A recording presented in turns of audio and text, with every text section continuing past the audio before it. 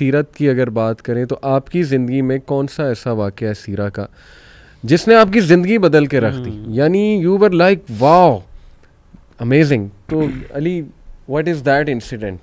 میں سمجھتا ہوں کہ آج کل کے دور میں جس طرح ہم یوتھ سے اس کو ریلیٹ کرنا چاہ رہے ہیں, جو ایک مجھے incident with related to the youth مجھے بہت ٹچ بھی کرتا ہے, وہ ہے کہ اللہ کے نبی علیہ السلام کی زندگی میں اگر آپ دیکھیں نا تو ہی واز ویری ٹالرنٹ.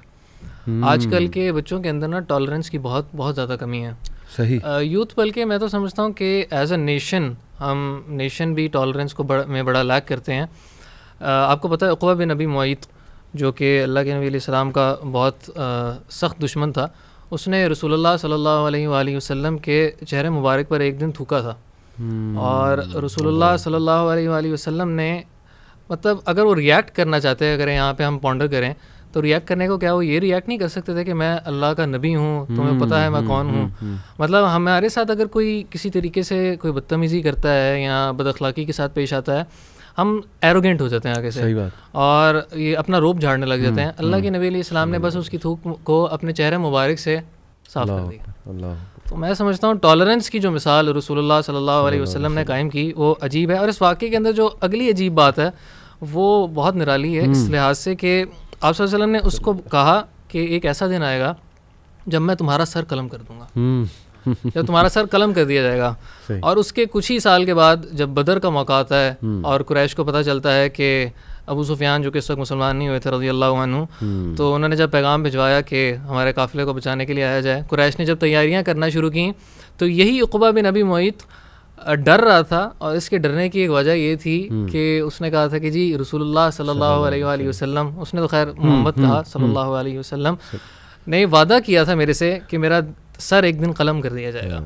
تو مجھے حیرت یہ ہوتی ہے اس واقعے کو پڑھ کے کہ دیکھیں اس کو اس بات پہ یقین ہے کہ رسول اللہ صلی اللہ علیہ وآلہ وسلم اس کا سر قلم کر دیں گے کہ وہ سچے ہیں, کیونکہ انہوں نے کبھی جھوٹ نہیں بولا. لیکن اس کو یہ یقین نہیں ہے کہ جو وہ وحی لے کے آ رہے ہیں, جو بندہ انسانوں کے بارے میں جھوٹ نہیں بول سکتا, کیا وہ رب کائنات کے بارے میں جھوٹ بولے گا؟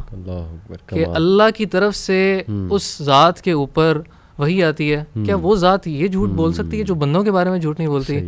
اور یہ وہی نبی ہیں جن کو جب پروسیکیوٹ کیا جا رہا تھا, وہ اپنی جان بچانے کے لیے جا رہے ہیں مکہ سے, وہ امانت میں خیانت تک کرنا پسند نہیں کیا انہوں نے حضرت علی کو امانتیں دے دیں کہ کل کو یہ مجھے خیانت دار نہ کہیں, اور آپ صلی اللہ علیہ وسلم نے ان امانتوں کا اس حالت میں بھی خیال کیا.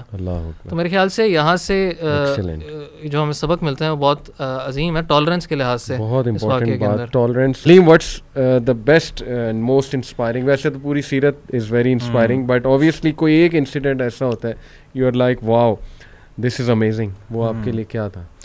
علی بھائی میری نا بہت ہی دلی خواہش ہے کہ میں نا اللہ کے نبی صلی اللہ علیہ وسلم کو دیکھوں, ان سے ملاقات کروں. ایک واقعہ ہے حدیث میں آتا ہے, طبرانی میں آئی تھنک حدیث ہے, اس کا مفہوم بتاؤں گا کہ ایک دفعہ نا اللہ کے نبی صلی اللہ علیہ وسلم نے ایک صحابی کو دیکھا, ینگ صحابی تھے, بہت پریشان تھے. تو آپ نے ان سے پوچھا کہ آپ کیوں پریشان ہیں, کیا پریشانی ہے تمہیں؟ تو انہوں نے کہا کہ اللہ کے نبی صلی اللہ علیہ وسلم میں نا آپ سے اتنی محبت کرتا ہوں کہ میں گھر ہوتا ہوں نا تو میرا دل بے چین ہوتا ہے کہ میں آپ کو دیکھوں, آپ سے ملوں آ کے. تو میں آتا ہوں مسجد نبوی میں آتا ہوں, آپ کو دیکھ لیتا ہوں, آپ سے میری ملاقات ہو جاتی ہے. پھر میں واپس گھر آتا ہوں, مجھے پھر وہ بے چینی اور وہی آئی اسٹارٹ مسنگ یو. تو انہوں نے کہا کہ اللہ کے نبی وسلم لیکن میں نا پریشان اس بات میں ہوں کہ دیکھیں اللہ کے پاس آپ نے بھی جانا ہے, موت مجھے بھی آنی ہے, تو آپ جنت میں جائیں گے تو آپ کا تو بہت اونچا رینک ہوگا, اور اگر میں جنت میں چلا بھی گیا تو میرا اور آپ کا کوئی مقابلہ نہیں ہے, رینک بہت ڈفرینٹ ہوں گے. بالکل ٹھیک. تو مجھے بس یہ ہے کہ مجھے اس چیز سے نا بہت زیادہ تکلیف ہوتی ہے کہ میں آپ سے کیسے ملاقات کروں گا جنت میں. تو میرے لیے نا بہت بڑی انسپریشن ہے, کیونکہ دیکھیں علی بھائی انسان ساری زندگی ہمیں اسلام کا کیسے پتہ چلا؟ پروفیٹ وسلم کے تھرو ہی پتہ چلا نا کہ اللہ تعالیٰ ہیں اور قرآن پھر نازل ہو آپ صلی اللہ علیہ وسلم پہ. تو میری بڑی یہ موٹیویشن ہے, I really want to meet him, I really want to see him in my dream. ایک میرے ٹیچر ہیں, ان سے کسی نے سوال کیا یہ والا کہ اگر ایک انسان پروفیٹ وسلم کو دیکھنا چاہتا ہے تو آپ بتائیں کیسے وہ دیکھے. تو ان ٹیچر نے یہ کیا کہ اپنے اسٹوڈنٹ کو ڈنر کرایا, اور ڈنر میں نا کافی سالٹی فوڈ تھی, فوڈ بہت سالٹی تھی, اور اس کے بعد پانی نہیں دیا ان کو, اور ان کا سو جائیں اب آپ. اگلے دن صبح پوچھا کہ خواب میں آپ کو کیا نظر آیا؟ کہتے ہیں مجھے آبشاریں نظر آئیں, واٹر فالز, ہر طرف پانی, ہر طرف سمندر تھا. تو انہوں نے کہا that's how you can see prophet صلی اللہ علیہ وسلم. سبحان اللہ, سبحان آپ کو اپنی لائف ان کے مطابق گزارنی ہے, جس چیز کی چاہت ہوگی وہ آپ کو ملے گا, وہ آپ کو ملے گا. آپ سوچیں علی بھائی کہ انس رضی اللہ تعالیٰ عنہ کتنے لکی تھے, he used to see prophet صلی اللہ علیہ وسلم آلموسٹ ایوری نائٹ. سبحان اللہ. مطلب these things are very very very close to my heart. Excellent. کہ میں یہی چاہتا ہوں کہ اللہ کے نبی صلی اللہ علیہ وسلم, میں نے جو بیئرڈ رکھی تھی, میری بیئرڈ رکھنے کی بہت بڑی موٹیویشن, واللہ اور کوئی موٹیویشن نہیں تھی مجھے. میری موٹیویشن یہ تھی کہ I wanted to look like prophet صلی اللہ علیہ وسلم. ان کا حکم ہے تو I have to do it, and it was very difficult for me. اللہ تعالیٰ, تو دس از واٹ آئی تھنک کہ ہمیں ان کو فالو کرنا چاہیے جتنا ہم کر سکیں, میکسیمم ہر لیول پہ انشاءاللہ. یہ جب میں اس میں تھوڑی سی بات ایڈ کرنا چاہوں گا کہ عبدالعلیم نے جو حدیث کوٹ کی ہے نا, تو ان صحابی کے الفاظ کچھ اس طرح کے تھے کہ وہ جنت ہی کیسی جنت ہے جس میں رسول اللہ صلی اللہ علیہ وسلم کا ساتھ نہ ہو. تو یقیناً دیکھیں جنت کے 100 درجات ہیں.